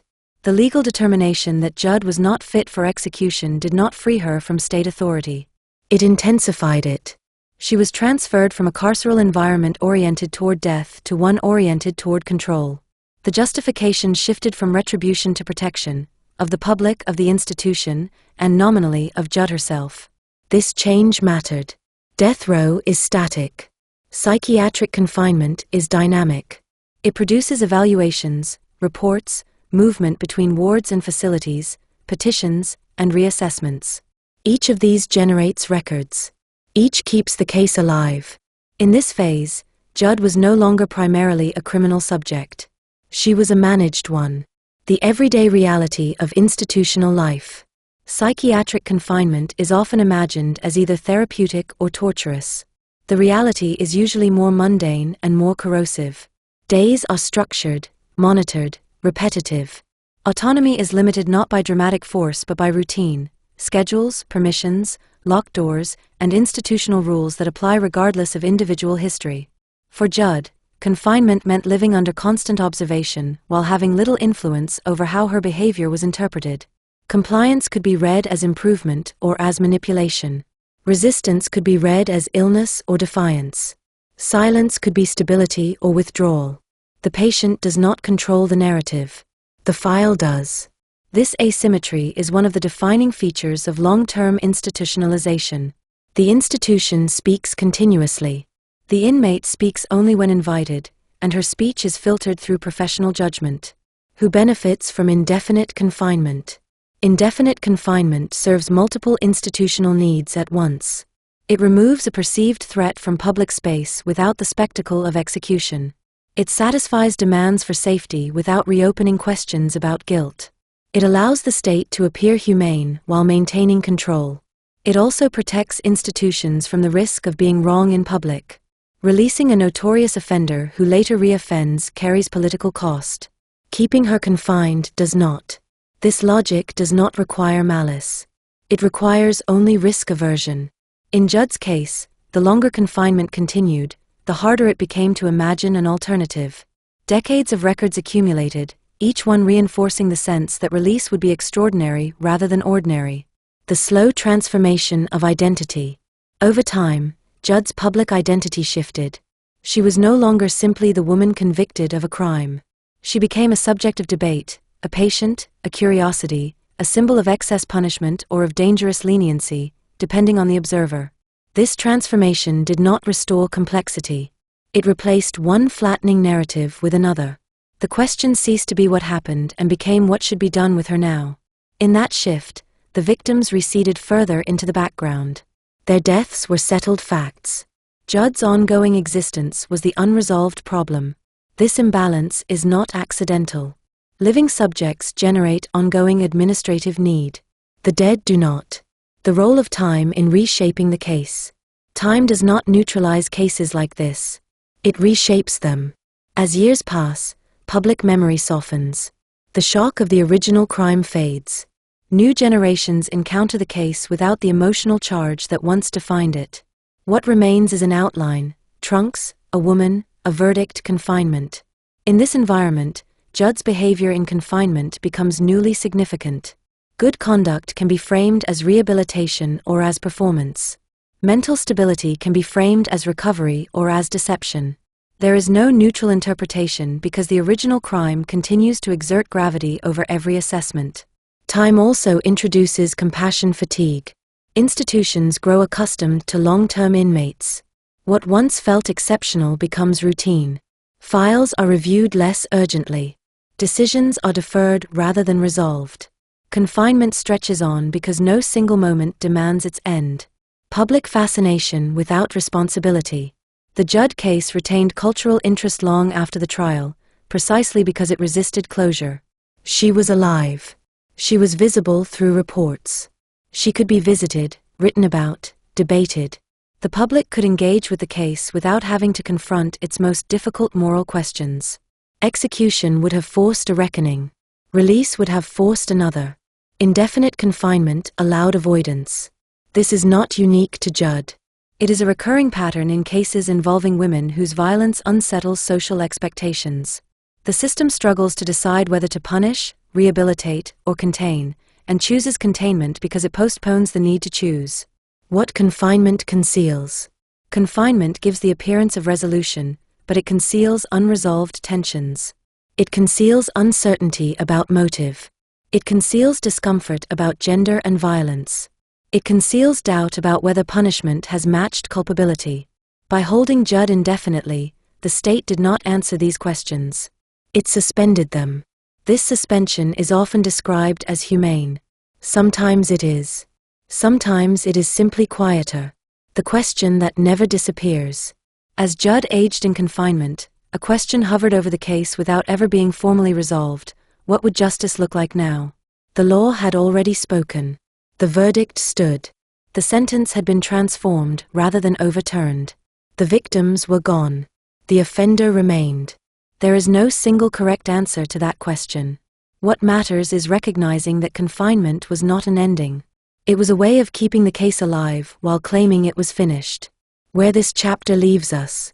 By the time Judd's case entered its later decades, the crime itself had become almost secondary. What remained was an institutional subject shaped by files, assessments, and administrative caution. In the end, the system that had struggled to decide what to do with her would make one last decision. It would let her go. Chapter 11, Release. When the state finally lets go. Release is often imagined as an ending. In cases like this one, it is not. It is a final administrative decision layered on top of decades of earlier ones, each shaped less by certainty than by caution, compromise, and fatigue. When Winnie Ruth Judd was released from confinement, the state did not declare the case resolved. It declared it manageable. That distinction matters. The conditions that make release possible. Release from long-term institutional confinement rarely arrives because the original crime has been re-evaluated. The verdict does not soften with time. What changes is the balance of risk. By the time Judd's release was considered, the factors shaping the decision were no longer those that had driven the trial. The state was not asking whether she had committed the murders. That question had been settled decades earlier. It was asking something narrower and more practical, whether she could exist in public space without destabilizing it. Age mattered. Health mattered. Behavior in confinement mattered. The passage of time itself mattered. A woman who had once been framed as a terrifying anomaly had become elderly, institutionalized, and by the state's own records, manageable. Release was not an act of forgiveness. It was an assessment of diminishing threat. Parole as containment by other means. Even when Judd left institutional walls, she did not leave institutional control entirely. Release came with conditions, supervision, and limitations designed to reassure the public that the state still held authority. This is the quiet paradox of parole. It presents itself as freedom while preserving oversight. It allows the state to step back without fully relinquishing responsibility or blame. In Judd's case, parole functioned less as reintegration and more as transition. The state did not ask her to resume an ordinary life. It asked her to remain unobtrusive. That expectation shaped how release was framed publicly. The rewriting of the story. Once release occurred, the narrative shifted again. Some accounts cast Judd as a woman who had paid her debt, rehabilitated through years of confinement. Others framed her as a dangerous figure inexplicably loosed upon the world. Still others treated her as a curiosity, an aging relic of a notorious case whose survival itself felt unsettling.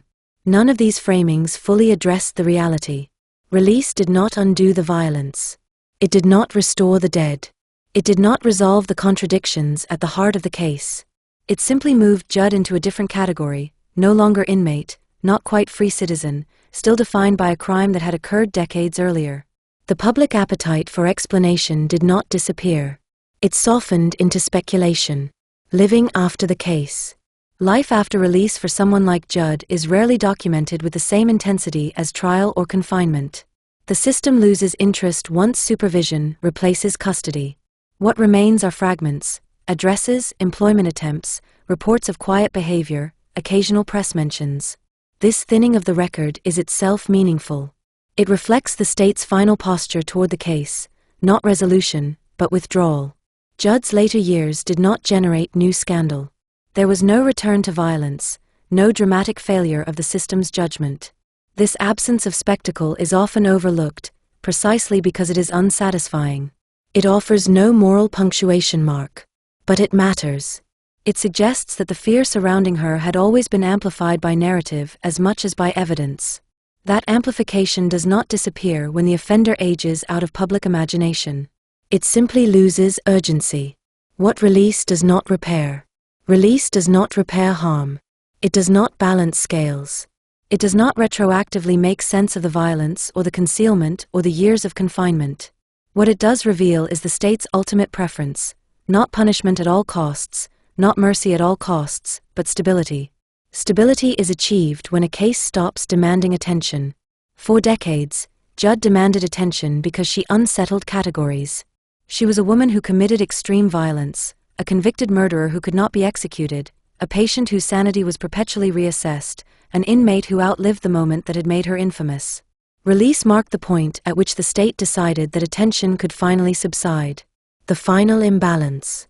By the time Judd walked free, the victims had long since been absorbed into history as names attached to a method. Their lives had not generated decades of files. Their families had not been consulted repeatedly about risk. Their existence did not require ongoing administrative management. This imbalance is not corrected by release. It is exposed by it. The system spent far more time deciding what to do with the woman who killed than remembering the women who were killed. That is not a moral failing unique to this case. It is a structural feature of criminal justice. What remains unresolved? Release invites a final uncomfortable question. What was the purpose of all of this?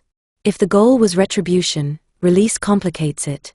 If the goal was deterrence, the case offers little clarity. If the goal was rehabilitation, the decades of confinement raise their own ethical questions. The truth is that different institutions pursued different goals at different times, and the case survived by accommodating all of them without fully satisfying any. That is why the Judd case continues to resist clean moral accounting. Where this chapter leaves us. With release, the state relinquished daily control over Judd's body, but it did not relinquish control over her story. That story continues to circulate, reshaped by each generation that encounters it. Chapter 12, What the Case Reveals. Closure, Gender, and the Stories Institutions Prefer. The Winnie Ruth Judd case is often remembered as a grotesque curiosity: trunks, trains, a woman who violated expectation, and a city that never quite stopped talking. That version of the story is not false, but it is incomplete. It reduces the case to spectacle and leaves the machinery untouched. What endures, when the sensation fades, is not the image of a trunk in a freight room. It is the pattern the case exposes: how private violence becomes public, how institutions narrow complexity into verdict, and how gender shapes what the public will accept as explanation. This chapter does not attempt to offer a single true motive or a definitive reconstruction of the night. The record does not allow that. Instead, it asks what the case demonstrates about the systems that absorbed it, managed it, and turned it into cultural memory. 1. The case was discovered by infrastructure, not insight. One of the most revealing facts about this story is how it began. The murders were not uncovered because society was attentive to danger in private rooms. They were uncovered because concealment moved through a public system that requires anomalies to be addressed. The freight network did what it was designed to do: it noticed malfunction, escalated procedure, and produced records. Discovery was not moral vigilance. It was operational necessity. That difference matters because it shows where social attention was, and was not. Private harm remained private until it interfered with public process. 2. The victims became secondary because the system needs a defendant. 3 women died. The system produced decades of paperwork about one woman. This is not an emotional observation. It is an institutional one. Criminal justice is structured around the accused: investigation, prosecution, incarceration, diagnosis, parole. The dead are central only to establish the crime. After that, the machinery follows the living. In Judd's case, this imbalance became cultural. Public memory retained the method and the offender more vividly than the victims. Their names were preserved because evidence required them. Their lives were not preserved because institutions did not need them to be. The result is a double erasure, first by violence, then by narrative. 3. The trunk became a substitute for explanation. The trunk is a container. In cultural memory, it becomes something else, the explanation itself. This substitution is common in sensational cases. A striking method allows the public to avoid the more difficult work of examining context. The horror of concealment stands in for motive, for relationship dynamics, for the slow pressures that precede rupture. The method becomes the story because it is easier to describe than the conditions that made the method possible. But the trunk does not explain why the killings occurred. It explains only what happened afterwards, an attempt to manage a problem and delay consequence. The method is not the motive. It is the aftermath. For gender shaped every stage of the story. A man who kills can be framed as violent, criminal, or predatory. A woman who kills is more often framed as unnatural. That framing influences everything. It influences the press, which tends to lean on scripts of jealousy, hysteria, or moral failure because they are culturally familiar. It influences courtroom perception, where the accused is judged not only for credibility but for how well she performs acceptable femininity. It influences institutional handling, where a woman who unsettles categories is more likely to be reclassified, mad, monstrous, pitiable, depending on what is most administratively useful. Judd was, at different times, all of these things in public language. The categories shifted because the case demanded resolution and the culture could not settle comfortably on a single frame. The point is not that gender created the crime. The point is that gender shaped how the crime was understood, prosecuted, punished, and remembered. 5. The state avoided a final act by changing the story from punishment to care. The death sentence promised closure. The insanity determination interrupted it. Confinement extended the case for decades. Release ended it quietly. This sequence reveals a state navigating discomfort. It demanded severe punishment, then found a procedural way not to carry it out, then held Judd under control for years while presenting that control as necessary and humane. There are many possible readings of this. Some will see mercy. Some will see cowardice. Some will see administrative pragmatism. The record supports a conclusion that is less moral and more structural. The state preferred containment over spectacle. It did not resolve the contradiction at the center of the case. It managed it. 6. Closure is a public need, not a historical reality. The public wants closure because closure reassures. It suggests that danger can be identified, isolated, and removed. Trials and sentences function as rituals of that reassurance. But closure is often an artifact of narrative rather than a description of what actually happens. In Judd's case, closure was attempted repeatedly, through verdict, through sentence, through confinement, through parole. Each attempt solved one institutional problem while leaving others intact. The case proves something simple: a verdict is not the end of a story. It is the point at which the state selects which parts of the story it will treat as resolved. 7. The most uncomfortable truth is the simplest one. This case does not endure because it is inexplicable. It endures because it is recognizable. It is recognizable as a story of private relationships shaped by power and discretion. Recognizable as a story in which bodies are turned into problems to be solved. Recognizable as a story in which institutions prefer coherence to complexity. Recognizable as a story in which public fascination attaches most strongly to what feels unnatural: female violence, domestic space turned into a worksite, care inverted into harm. These recognitions are not comforting. They undermine the belief that cases like this belong only to monsters or to another era. What remains when the case ends? Winnie Ruth Judd died years after her release, long after the freight rooms, the headlines, and the courtroom arguments had ceased to be urgent. The state eventually let go, not because the truth became clearer, but because the risk diminished and public attention moved elsewhere. The victims did not get that afterlife of administrative reconsideration. They were buried, identified, and absorbed into the story as the cost of telling it. What this book has tried to do is return weight to what sensational narrative tends to erase, that the center of the case is not a trunk, not a label, not even the offender's long institutional life. The center is 3 women whose lives ended violently, and a society that could not fully decide what their deaths meant without turning the woman accused into something more than human. That is not only a true crime lesson. It is a historical one. The final temptation is to treat this as a closed, strange event. Phoenix, 1931, a rare woman, an extreme method. The better lesson is harder. When systems reward silence and punish disclosure, private harm can grow unchecked. When institutions need a single center to carry blame, complexity is discarded. When the public demands closure, the state will supply a story that feels finished, even when the underlying questions remain. The trunk's forced recognition. Everything after that was an argument over meaning. And meaning, in cases like this, is never owned by the truth alone. Chapter 13, Afterlives. The legal case ended in slow motion, a conviction, a sentence that was transformed rather than carried out, decades of confinement, a release, a quiet death. In institutional terms, the system eventually did what it needed to do. It contained the offender until it no longer felt necessary, then let the matter fade.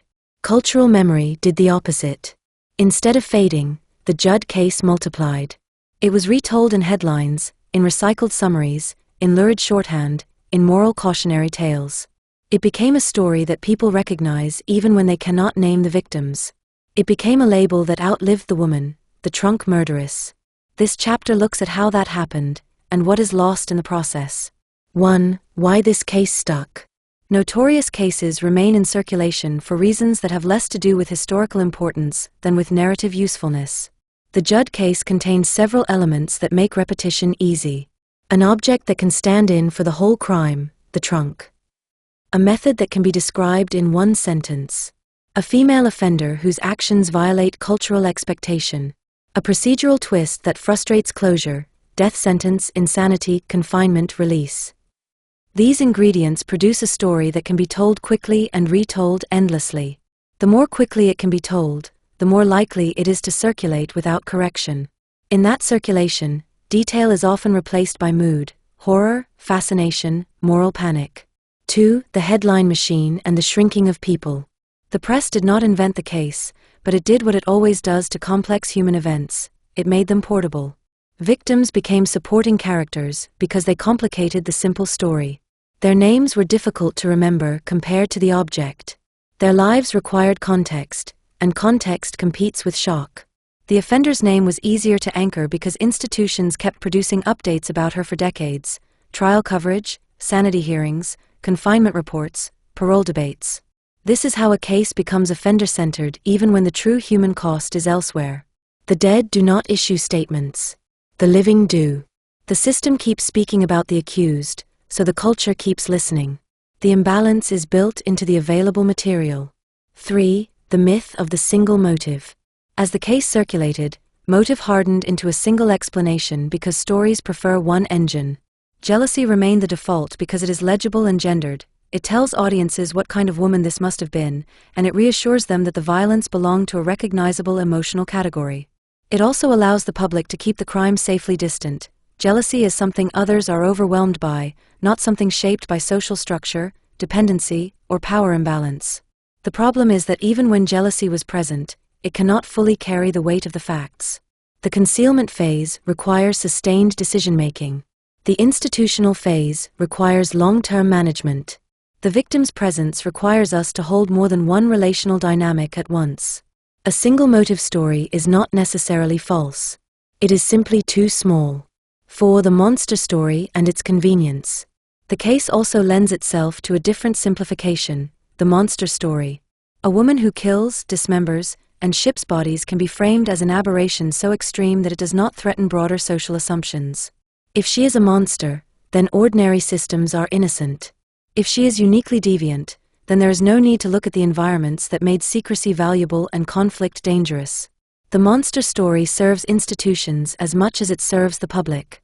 It allows the state to claim that order has been restored through the removal of one extraordinary offender. But the Judd case does not behave like a monster story in its institutional afterlife. Monsters are executed in the public imagination. Judd was not. She was confined, assessed, reclassified, debated, released. The state treated her not as a mythic creature, but as a long-term administrative problem. That doesn't make her less responsible. It makes the story harder to simplify. 5. Insanity as a myth engine. The sanity phase also became a generator of rumor. To some retellings, insanity is proof that Judd got away with it. To others, it becomes proof that she was never responsible. Both positions are overconfident. Both turn a procedural category into a moral conclusion.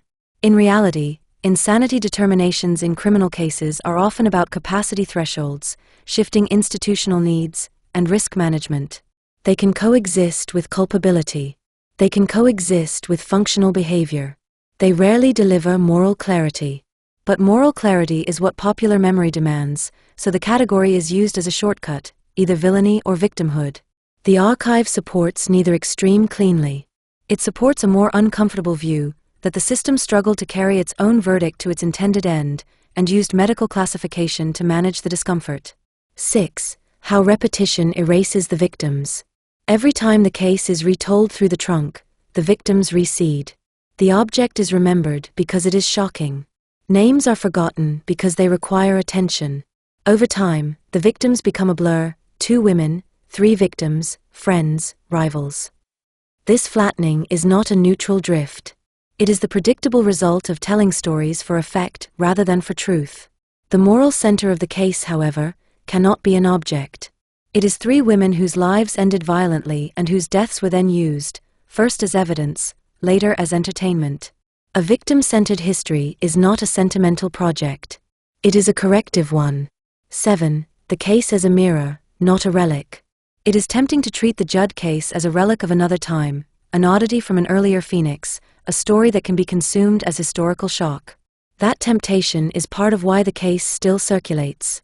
It allows audiences to feel modern and safe. But the underlying pattern is not antiquated. Private violence is still most likely to occur among people who know each other. Concealment still relies on ordinary systems until those systems refuse to cooperate. Public narrative still prefers a single motive and a single villain. Women who commit violence are still framed through gendered scripts that alternate between hysteria and monstrosity. These patterns persist because they are structural, not simply historical. What this book has tried to change.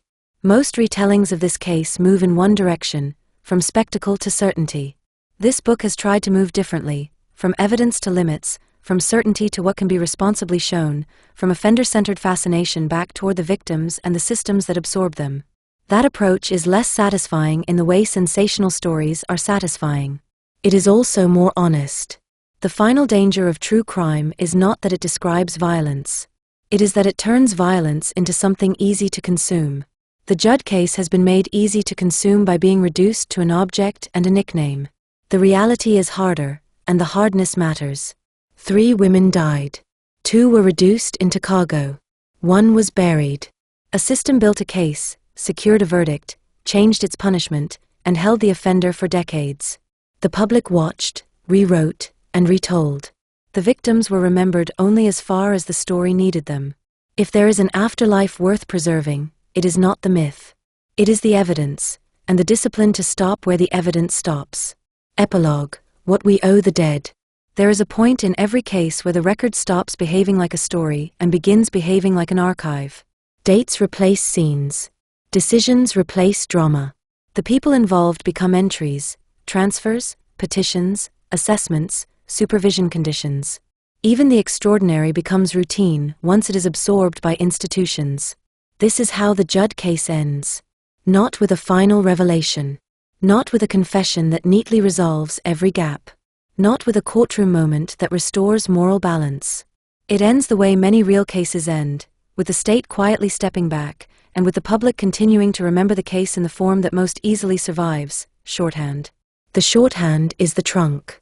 But the trunk is not the point. The point is 3 women. Agnes and Leroy, Hedvig Samuelson, and Myrtle Kennedy did not become historically significant by choice. They became significant because their deaths were made public in a way that forced attention. They were then used, first by a justice system that needed proof, and later by a culture that needed a story.